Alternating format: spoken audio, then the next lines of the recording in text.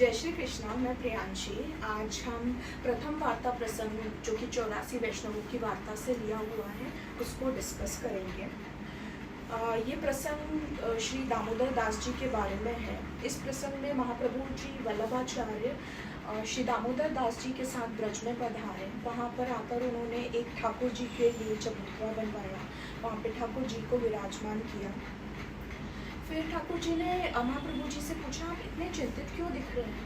तब महाप्रभु जी ने बोला, आप बोलते हैं ये देवीय जीव दोषपूर्ण है, तो इनसे इनका ब्रह्म संबंध कैसे हो जाएगा? इनसे आपका कोई भी नाता कैसे जुड़ जाएगा?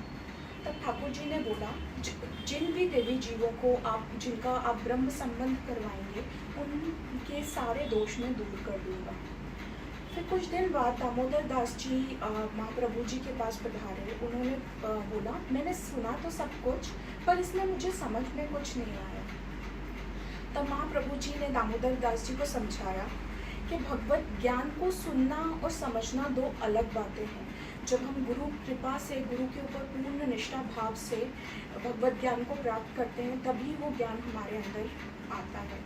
नहीं, बिना गुरु के कृपा से के हम ये ज्ञान धारण नहीं कर सकते। फिर महाप्रभु जी ने दामोदर दास जी से पूछा, अब आपको क्या समझ में आया? तब दामोदर दास जी ने कहा, महाप्रभु जी, अब मैं सब समझ गया। इस पूरे प्रसंग से हमें 3 शिक्षाएं मिलती हैं।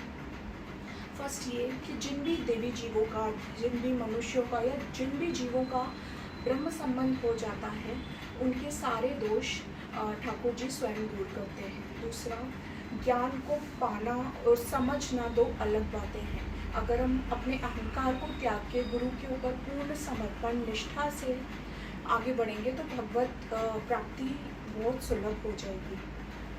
जय श्री कृष्णा।